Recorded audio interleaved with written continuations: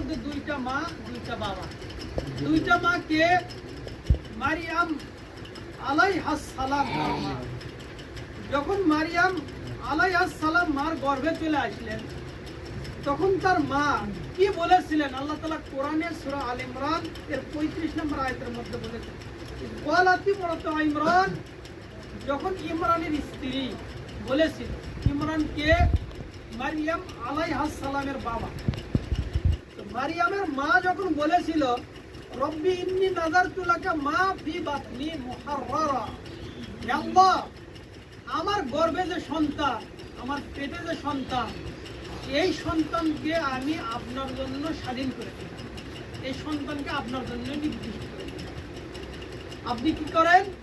ফাতাকাব্বাল মিন্নি, আমার পক্ষ থেকে গ্রহণ করেন, ইন্নাকা আনতাস সামিউল আলিম, আর আপনি হলেন সর্বশ্রোতা মহাজ্ঞানী। যখন তিনি এভাবে দোয়া করলেন, ঘটনা তো লম্বা, আমি সময়ের দিকে তাকিয়ে সংক্ষেপে বলছি। বাচ্চা প্রসব হয়ে গেল, কন্যা সন্তান। আর ইমরানের স্ত্রী ইমরান বসবাস করতেন ফিলিস্তিন, মসজিদুল আকসার পাশে। সেই সময়ের নবী ছিল জাকারিয়া আলাইহিস সালাম। জাকারিয়া আলাইহিস সালাম কে? মারিয়ামের আমরা জানি খালু, আমরা জানি এটা খালু। কিন্তু সহিহ বুখারীর বর্ণনায় পাওয়া যায় যে মারিয়াম আলাইহিস সালামের ছেলে ঈসা এবং জাকারিয়া আলাইহিস সালামের ছেলে ইয়াহইয়া, তারা দুই ভাই। কোন হাদিসে? ওই যে মিরাজের হাদিসে, যখন তারা দুইজনে চতুর্থ আসমানে ছিলেন, তারা ছিলেন দুই ভাই।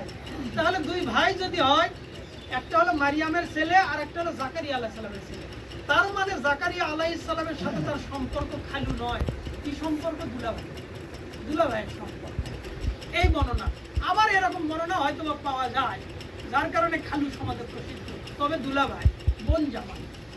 তো তিনি ছিলেন বাইতুল মাকদিস, বর্তমানে জেরুজালেম ফিলিস্তিনে মসজিদুল আকসার দায়িত্বশীল।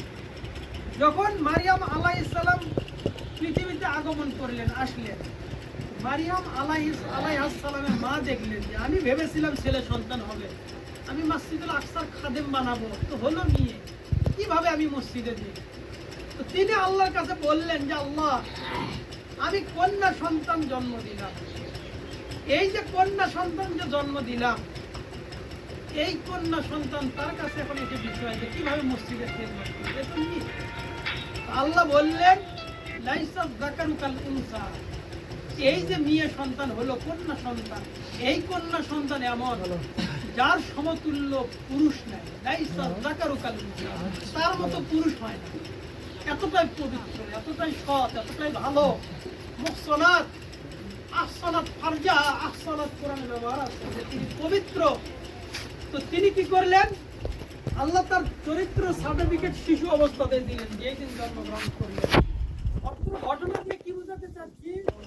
যারা ছাত্রছাত্রীর মা উপস্থিত, তাদেরকে এটা বোঝাতে চাচ্ছি যে পেটের সন্তান দিয়েই মায়ের এখানে মান্যত শুরু, আমি আমার সন্তানকে মসজিদের খাদেম বানাবো।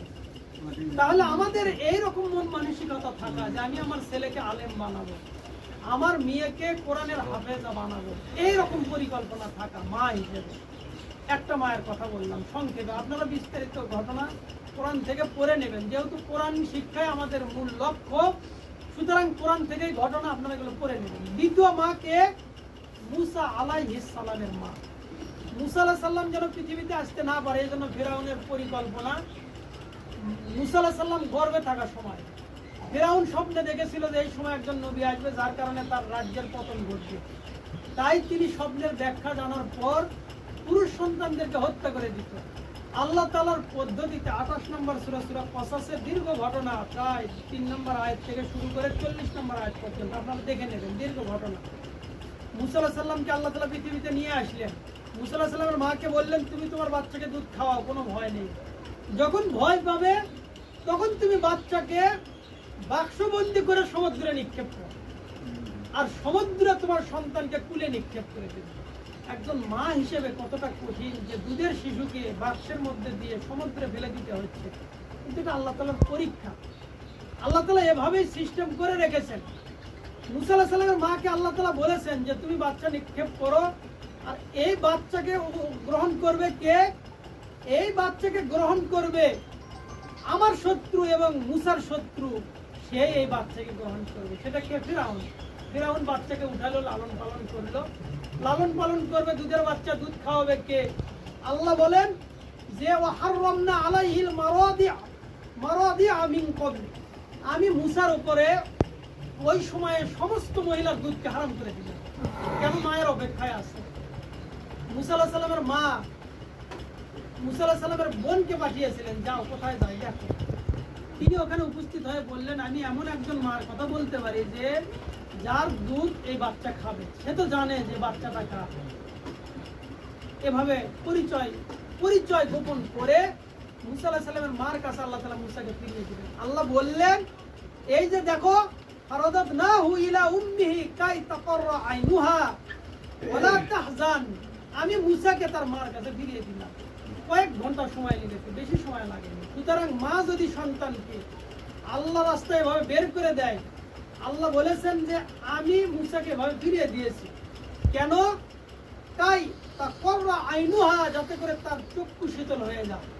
আরো কি হয়? ওয়ালা তাহজান, তুমি চিন্তা করবে না। আরো কি হবে? ওয়ালিতা'লামা আন্না ওয়া'দাল্লাহি হাক্ক, এবং জেনে রাখো যে আল্লাহর ওয়াদা সত্য। আল্লাহ বলেছেন ফিরিয়ে দেব এবং নবী বানাবো, নবীও বানাবে পরবর্তীতে। ওয়ালাকিন্না আকসারাহুম লা ইয়া'লামুন, কিন্তু অধিকাংশ মানুষই জানে না, তারা মূর্খ। তাহলে মা হিসেবে দুইজন মার কথা বললাম। পেটের সন্তানকে মান্নত করেছিলেন ইমরান আলাইহিস সালামের স্ত্রী মারিয়াম আলাইহিস সালামের মা। সুতরাং মা হিসেবে এভাবে গঠন হতে হয়, মুসা আলাইহিস সালামের মার মতো হতে হয়। এখন দেখাবো বাবা, যারা উপস্থিত বাবা ভাই রয়েছেন তাদের জন্য দুইটা বাবা। এক, ইউসুফ আলাইহিস সালামের বাবা। ইউসুফ আলাইহিস সালামের ঘটনা, দীর্ঘ ঘটনা, 12 নম্বর সূরা সূরা ইউসুফ, একদম শুরু থেকে 100 নম্বর আয়াত পর্যন্ত লম্বা ঘটনা। আপনারা পড়বেন।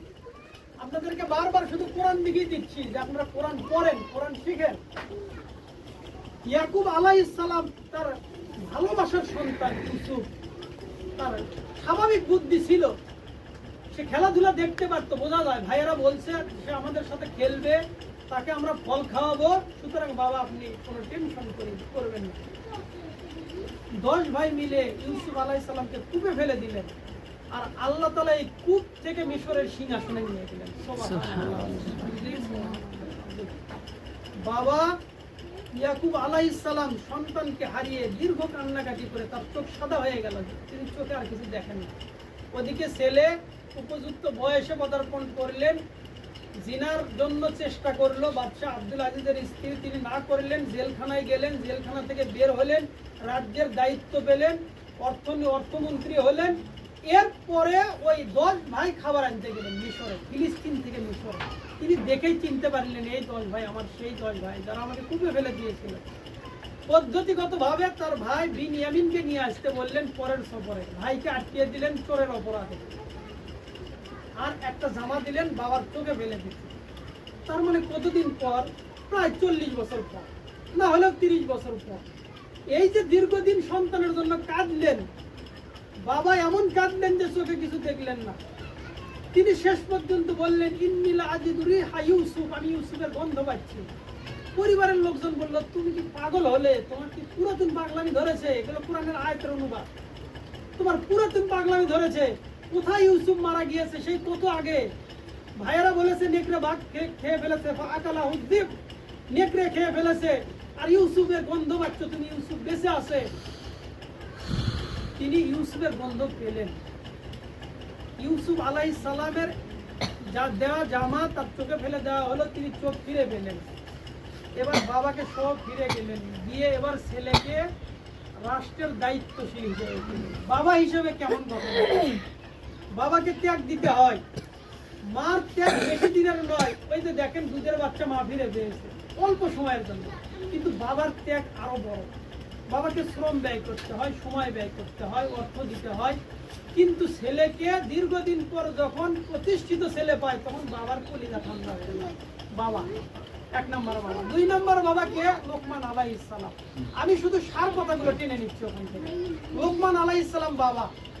বাবা হিসেবে লোকমান আলাইহিস সালামের মতো না হলে সে বাবা নয়। কেন? আল্লাহ তাআলা বলেছেন আমি লোকমানকে হিকমত দিয়েছি, জ্ঞান দিয়েছি, যাতে করে সে আল্লাহর শুকরিয়া আদায় করতে পারে। আর লোকমান আলাইহিস সালাম আল্লাহর শুকরিয়া আদায় করেছেন কিভাবে? ছেলেকে দিন শিক্ষা দিয়ে, ছেলের প্রথম শিক্ষা কি, ইয়া বুনাইয়া লা তুশরিক বিল্লাহ, হে বৎস তুমি আল্লাহর সাথে শিরক করো না।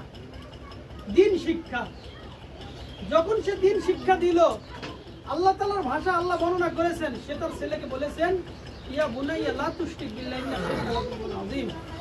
যখন ছেলেকে বাবা দিন শিক্ষা দিলেন, শিরক মুক্ত জীবন যাপন করতে বললেন, আল্লাহ উল্টা এবার ছেলের প্রতি ওসিয়ত করলেন, ওয়াসাইনাল ইনসানা বিওয়ালিদাইহি। ছেলেকে আবার বলছেন, ছেলে মিয়া দেখো তোমরা তোমার বাবার সাথে কখনো দুর্ব্যবহার করবে না, বাবা মার সাথে ভালো ব্যবহার করবে। এই ঘটনা দিয়ে বোঝাতে চাচ্ছি কি, যে বাবা হিসেবে যদি এই দায়িত্ব পালন আমরা না করি, আল্লাহ আমাদেরকে ছেলে সন্তান দিয়েছেন, আল্লাহ আমাদেরকে নিয়ে দিয়েছেন, কারণ আল্লাহ বলেছেন ইয়াহাবু লিমান ইয়াশাউ ইনাসা ওয়া ইয়াহাবু লিমান ইয়াশাউ যুকুর, আমি যাকে ইচ্ছা মেয়ে দেই, যাকে ইচ্ছা ছেলে দিই, আও ইযাবজিহুম যুকরানা ওয়া ইনাসা, আর যাকে ইচ্ছা ছেলেও দিই মেয়েও দিই, অথবা ওয়া ইয়াজআলু মান ইয়াশাউ আকিমা, আর যাকে ইচ্ছা আমি বন্ধ করে রাখি, ছেলে নিয়ে কোনোটাই দিই না। তো ছেলে নিয়ে শুধু ছেলে আল্লাহর নিয়ামত। এই নিয়ামতের শুকরিয়া আদায় কিভাবে করতে হয় লোকমান আলাইহিস সালাম দেখিয়ে দিয়েছেন, ছেলেকে দিন শিখাতে হয়। তা আমি আমার ছেলেকে এমবিবিএস ডাক্তার বানালাম, ইঞ্জিনিয়ার বানালাম, আরো ঊর্ধ্বতন কর্মকর্তা বানালাম, কিন্তু কোরআন শিখালাম না। না শিখলো সে আল্লাহকে, না শিখলো বাবা মার মান মর্যাদা, না শিখলো প্রতিবেশীর মান মর্যাদা। এখন উচ্চশিক্ষা অর্জন করে সে এখন আমেরিকায়, আর সে দেশে নাই, গ্রামে নেই। তাহলে বাবার দায়িত্ব পালন হয়। আল্লাহ আমাদেরকে প্রকৃত বাবা হিসেবে বাবার দায়িত্ব পালন করা তৌফিক দান করেন। আমি যতটুকু আলোচনা করা হলো, সময় যেহেতু সংক্ষিপ্ত, 6টায় বেজে গেছে, ওদিকে ইফতারের প্রস্তুতি নিতে হবে। আল্লাহ যেন আমাদেরকে আল্লাহ তাআলার দিন বুঝে এই দিন অর্জন করার তৌফিক দান করেন। আমিন। আমাদের জীবনের গুনাহ যেন আল্লাহ তাআলা ক্ষমা করে দেন। আমিন। যেন আমরা ছাত্র, শিক্ষক, আমরা অভিভাবক, আল্লাহ যেন আমাদের অর্থ, আমাদের সময়, আমাদের শ্রম, যাবতীয় বিষয় গ্রহণ করেন। আমিন। আমাদের ভুল ত্রুটি ক্ষমা করে দিয়ে আমাদের দুনিয়া সুন্দর করে দেন। আমিন। পরকালে যেন আল্লাহ আমাদের কবরে হিসাব সহজ করে দেন, কিয়ামতের মাঠে হিসাব সহজ করে দিয়ে জান্নাতুল ফিরদাউস দান করেন। আমিন। এই বলে আজকে কথা আমি এখানে শেষ করলাম। বৈঠক ভাঙার দোয়া সবাই বলি, সুবহানাকা আল্লাহুম্মা ওয়া বিহামদিকা আশহাদু আল্লা ইলাহা ইল্লা আনতা আস্তাগফিরুকা ওয়া আতুবু ইলাইক।